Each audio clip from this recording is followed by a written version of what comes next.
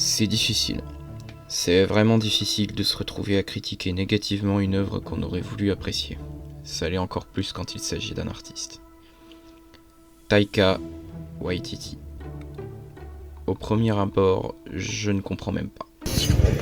Comment un réalisateur avec une telle reconnaissance de ses pairs et avec un tel talent peut tenir ce genre de discours et avoir ce genre d'attitude à l'égard d'une adaptation.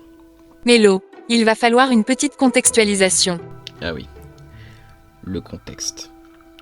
Bon, déjà, si c'est pas déjà fait, je vous invite à aller mater cette review que j'ai faite sur Thor 4, ça vous aidera pas mal. Ensuite, pour vous situer, Taika Waititi a réalisé Thor 3 et 4, et a eu son mot à dire pour les Avengers Infinity War et Endgame.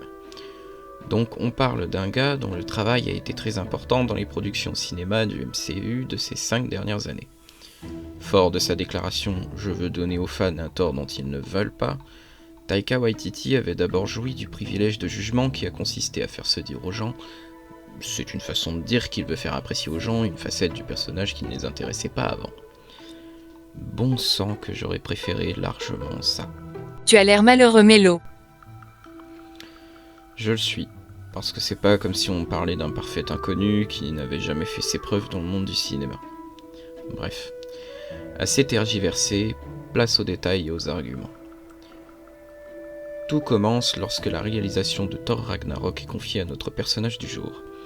Celui-ci sort de la réalisation récente de l'adaptation cinéma de Wild Pork and Watercress, titrée À la poursuite de Ricky Baker. Roman d'aventure humoristique sur fond de drame qui donne lieu à un film d'aventure humoristique sur fond de drame. En termes d'adaptation, le Taika Waititi se débrouille donc bien à première vue. Sauf que ce serait oublier rapidement le CV du pépère. Il n'a toujours versé que dans l'humour. Taika Waititi est un excellent réalisateur, mais ne sait pas réaliser un film entier en le prenant au sérieux. Vous pouvez lui demander de réaliser un chef-d'œuvre Disney, mais vous ne pourrez jamais attendre de lui qu'il vous ponde un chef-d'œuvre de biopic sur un personnage de la Seconde Guerre mondiale, par exemple. Tu penses à Jojo Rabbit la Mélo. Honnêtement, j'avais envie de le voir, mais j'ai trouvé ni le temps ni la bonne volonté. Cependant, c'est un excellent exemple, effectivement, de la vision artistique et cinématographique du bonhomme. Alors, certes, je n'ai pas un mauvais souvenir de Thor 3. Il était plutôt bon, à vrai dire. L'humour était bien dosé, il y avait un minimum de sérieux tel qu'on en attendait. Au premier abord, ça semblait cool et annonciateur de bonnes choses. Mais on s'est fait avoir. Parce qu'en réalité, dans ce film, on ne s'en rend pas immédiatement compte du fait de sa qualité réelle, mais son réalisateur en a saccagé l'univers. Hulk se fait terminer malgré son rôle de semi-premier plan, Thor se fait infantiliser alors qu'il avait mûri jusqu'ici, la plupart des plus grands héros d'Asgard se font tous arracher en l'espace de 5 minutes. Ah, ça a rendu la méchante crédible, hein, mais à quel prix? Le background de Loki, qui aurait dû être expliqué de fond en comble, s'en est retrouvé confus et foutu en bordel. Et Korg, alias Taika Waititi lui-même, n'a juste rien à foutre ici. Et donc, tout ça intégré à un univers cinéma qui se construit depuis déjà 9 ans. On n'est pas vraiment sur l'idée du siècle à chaque détail. Mélo, je note beaucoup de commentaires de gens qui n'aiment pas cette continuité complexe et vaste dans le MCU. Dixit les mêmes personnes qui sont capables de se torcher 3 fois les 5 saisons entières de leur série préférée sur les plateformes de vidéo à la demande. Arrêtez d'essayer de vous donner un genre, vous êtes juste saoulés au moindre effort intellectuel qu'on vous demande de faire pour suivre une œuvre dont l'univers se complexifie. Ça vous viendrait jamais à l'idée de critiquer Tolkien parce que toutes ces œuvres se font mutuellement référence et qu'il faut être un minima passionné par l'univers du bonhomme pour tout suivre. Alors arrêtez de geindre juste parce qu'il faut avoir vu Avengers Endgame et les 2 premiers Ant-Man pour comprendre où reprend Ant-Man 3 dans l'univers. C'est ridicule.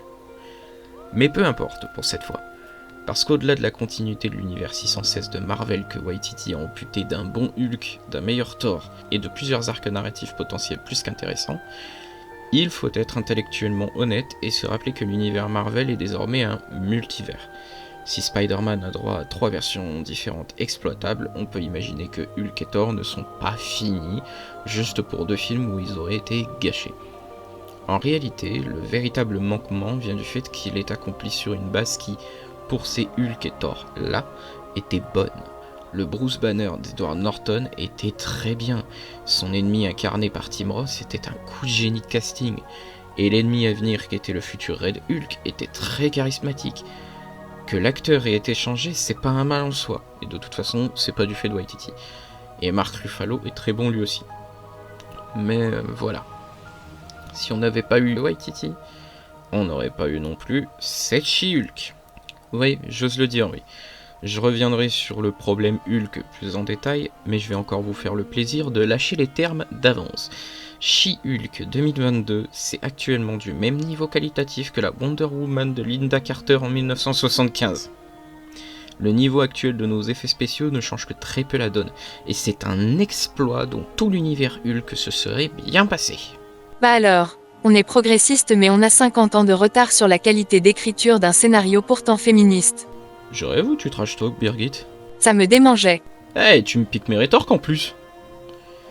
Bref, ça, c'est pour les dégâts entérinés chez Hulk.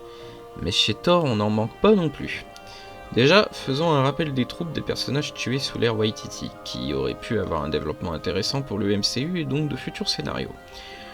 Fandral, Volstagg, Ogun, Odin, Hela, Heimdall, Jane Foster, Gore, qui est sans doute le méchant le plus gâché actuellement du MCU, Sif, et certes, elle est toujours en vie, mais elle a plus qu'un bras, alors à moins d'un revirement miraculeux, je vois mal Waititi s'échiner en faire mieux. Autrement dit, tous les personnages importants autour de Thor. Ce qui fait de la fille de Gore le seul personnage réellement exploitable pour le scénario du 5e opus éventuel, puisque même Loki ne l'est qu'à travers le trame du multivers. Bravo Taika, après toi, l'herbe ne repousse pas. Pourtant, j'avais tellement d'espoir. En voyant la bande-annonce de ce 4e opus, j'ai vu Mighty Thor, Gore, et même Valkyrie en mode badass. Je me suis dit, toutes ces morts précédentes étaient là pour mieux laisser place à la gente féminine, sans doute. Mais en l'occurrence, ces personnages-là ont encore beaucoup à raconter. Et j'en étais hyper enthousiaste, j'étais comme un dingue. Quel foutu gâchis! Et c'est pour moi le mot qui résume le mieux le passage de Taika Waititi chez Marvel. Un vaste gâchis. Un gâchis du talent du réalisateur, un gâchis de budget sur le dernier film, un gâchis de beaucoup de personnages dans la continuité du MCU, un gâchis de trame narrative à adapter. Tout ça parce qu'à travers des morts brutales et expéditives, Taika Waititi n'a pas su réaliser de film qui tourne pas en comédie malgré ça. Vous auriez mieux fait de le caler sur la série I Am Groot ou sur une œuvre autour de Squirrel Girl, par exemple. Personnages qui sont très intéressants et qui, eux, auraient pu avoir droit à une histoire loufoque sans le moindre problème. Au lieu de ça, on a eu un Thor qui joue à Hocus Pocus et Korg sorti de nulle part et qui te fait oublier que t'es dans un film de super-héros à chacune de ses apparitions. Foutu gâchis. Mais enfin tout ça, ça reste évidemment d'après moi.